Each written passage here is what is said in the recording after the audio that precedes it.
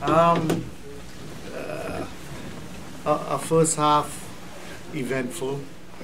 I thought we attacked well. We put them under a lot of pressure, and the goals didn't come. And I think we began to doubt ourselves a little bit. Maybe lose a little bit of discipline. I thought second half we got it right. Moved the ball much more patiently. Sort of try to open them up and then take your chances. So. Questions, John? Ever been in a situation like this where the opposition only has 11 players? No. I mean, it was strange. I think it happened in Gold Cup 2005, but they lost a few players. But I have never been in it. No. So what'd you make of that, Stephen? Wasn't my doing. I mean, you know, we found out about it. We didn't tell the players anything, you know, and you know, and that's why I said we lost probably a little bit of our playing discipline, because we should have realized we could have just waited for the second half and then looked to win the game in the second half, which we eventually did anyway. But you know what I mean. Stephen, why did you choose not to tell the players? Well, we looked at the lineup. It was largely their starting lineup, except I think for one player.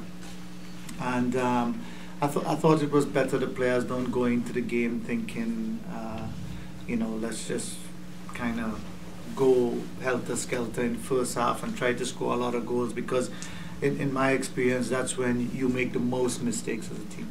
Stephen, did you get any official explanation for what was happening with their roster? I could guess. But no, I didn't. Does it call into question kind of the integrity of the group? I mean, if you're Honduras right now, are you a little upset that this happened tonight here? I couldn't answer that. I'm sure they might be, but it's not something we did. Rudy and then Gavin. Did you see what happened with Olivia's red card? You know what? I don't understand it.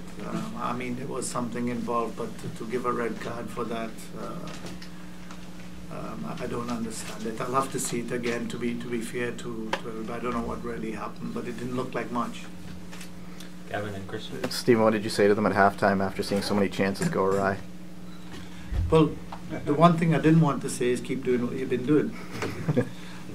So, I mean, I said to them, listen, you know, try to be a little more patient, probably move the ball from side to side a little more and see if you could pull them out and stretch them a little bit and then look to get in behind.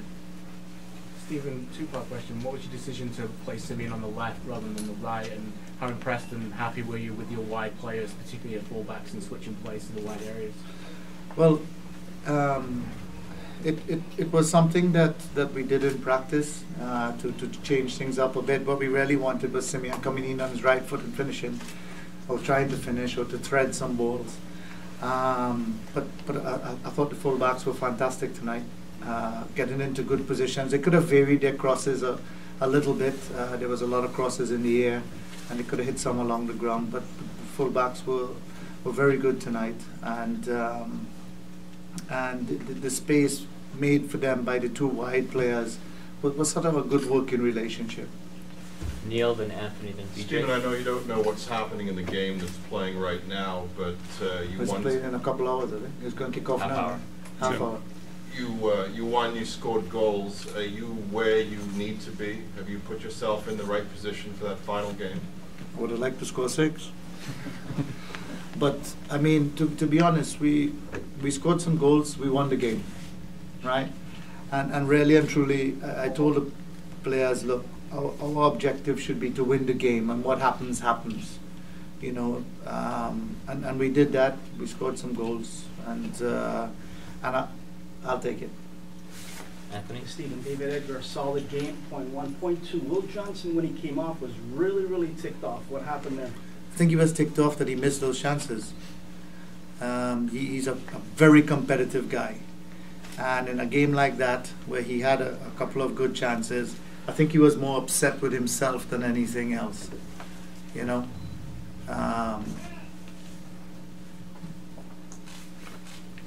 BJ.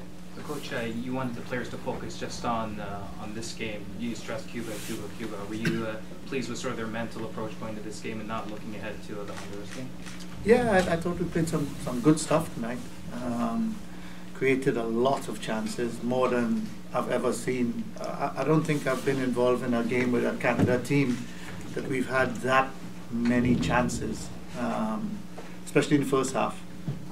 But I thought we got carried away. You know, we got a little bit carried away, lost our shape a bit. But overall, yeah, I'm happy. John? With OCN suspended, is there any chance, I'm not even sure, are you allowed to bring in another player as a replacement for him? Yes. But it's going to be tight. It's going to be tight. It's going to be really tight to try and get somebody in. Any thoughts immediately about who it might be? Well, I talked it over with my assistant, and we'll see. We'll see what we can do. The back.